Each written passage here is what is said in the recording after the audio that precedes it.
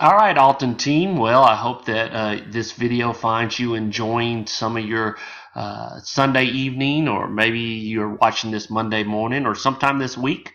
Whenever that you have the time to take a chance to watch this video, I hope that it's finding you doing well. I want to thank Mr. Spall because he's encouraged me to try a new technology device with videos, and that is Edpuzzle. I would encourage you to try it out if you are the type of person who hasn't been making videos. There are some interesting things you can do after you upload the video to the website. So this is new, so I hope you were able to log in and take care of the process. We're going to give it a try and see what happens. But the main focus of this video is to again to talk about, like I did in the blog post, we need to finish strong and reflect. Of course, there's a lot of things that I know right now at the end of the school year that's going through your mind.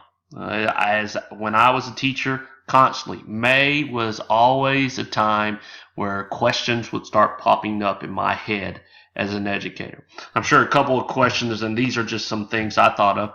Have I done everything I could for my students? That was a question I still ask myself now. Have I done everything I can for the students at Alton? When I was a teacher, have I done everything I could for my students in the classroom? Of course, another question I'm sure going through your mind this time of year, of course, probably all of school year, but how can I balance my personal and school life better? With everything that's happening as we head toward the end of the school year, I'm sure there's a lot of other things that are happening in your personal life. I know it is for me, and it is a constant question that I have always been battling with myself throughout the school year, but definitely as we head into the end of the school year, with so much that's required before the end. Also, there's a lot more things required on us in our personal life before we hit to the summer. But I would just let you know, you're not the only one that thinks about it. I think about it too. Another thing that I always constantly think about, and I'm sure a lot of you do too, is did I make a difference this year? Did I do everything I can to help my students, to help you as teachers? Did I do everything I can to help our parents, to help our community, to help our school district look better each and every day? But I'm sure that's a lot of questions that you think about yourself. Did I truly make a difference? And of course, a question I know that's on everybody's mind is, what will happen next year? What are some changes that I'm going to make? What are some changes that might happen to your team?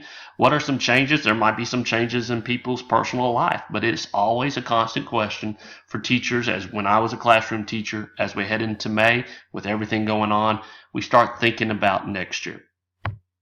And of course, when you're thinking about all of these things, it kind of just adds up with all the pressure from school, with the challenges that we might have been going on in our personal life, and the questions that we think about what might happen for next year can add to a little bit stressful. And of course, we feel like my buddy here and just kind of want to go, oh my goodness, hold on.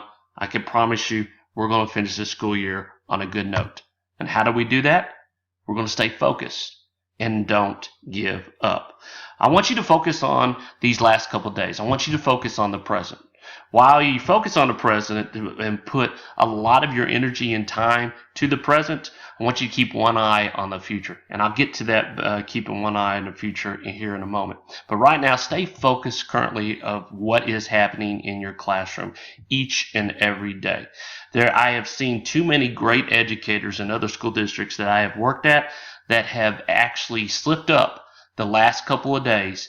And because of the slip up, it does not matter what happened for the whole school year. They had a great school year, but they had one little slip up that last year, and that is the only thing that people will remember them on, is that one little slip up.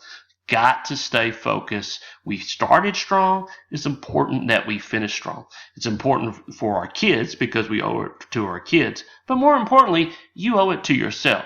You have done a great job this school year, so don't stop. There's no reason to stop when the end is in arm's length. The end is just right there in front of us.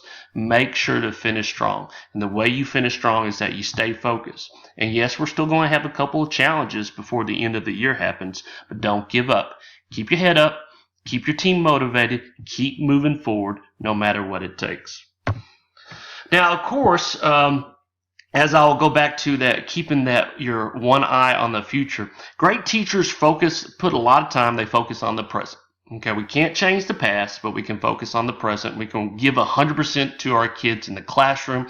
We can come in motivated, put a smile on our face even if we don't feel like it. Each and every day we enter the school building and just give 100% the best that we can. But also great educators also are reflective. They're always thinking about ways that they can improve. You're a great educator. I have no doubt that you're always looking at ways, how can I be better today than I was yesterday? How can I be better this week than I was last week? And it's the same thing as we enter the end of the school year. How can I be better this coming school year than I was this school year? So there's two questions I'm going to ask you. And if I did the Edpuzzle right, it's going to actually stop the video and you get to write in the comment. And on some of these questions, if there's any way that I can help you out, I promise you, I'm going to do the best that I can. So, but I want you to start reflecting, and really easy to start doing about reflecting on your practice is just maybe answering these two simple questions. First one is, I want you to identify one area that you felt was your strength this school year. What is something remarkable that you did that you felt very proud of what you accomplished? It could have been something at the beginning of the school year. It could have been something you've done throughout the entire school year. Sometimes that's hard to think about the good things that we've done, but each and every one of you has done something very positive for our students and for our school, and especially for our district. So I want you to think about that and take this time now. I'm going to stop the video and take this time to type in your comments. Now I want you to identify one area you would like to improve on for next year. And again, it could be anything. Maybe you tried something this year and it didn't work.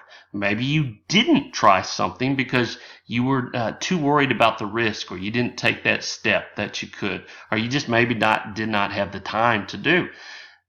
Think of an area that you want to improve on for next year. As I said, great teachers, and you're a great teacher, are always looking for ways to improve. So what is just one thing, doesn't have to be a multiple thing, just one thing you would like to improve on for next year?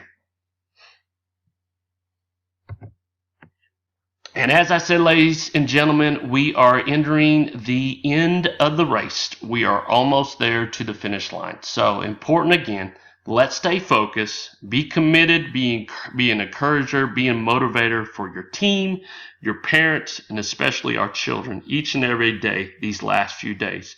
I'm sure we're going to have some obstacles, no doubt about it, before the end. But as I said before, don't give up. You've been making a great difference, so let's finish strong this year. Hey, I hope you enjoyed this video, and if you have any questions, you know where to find me.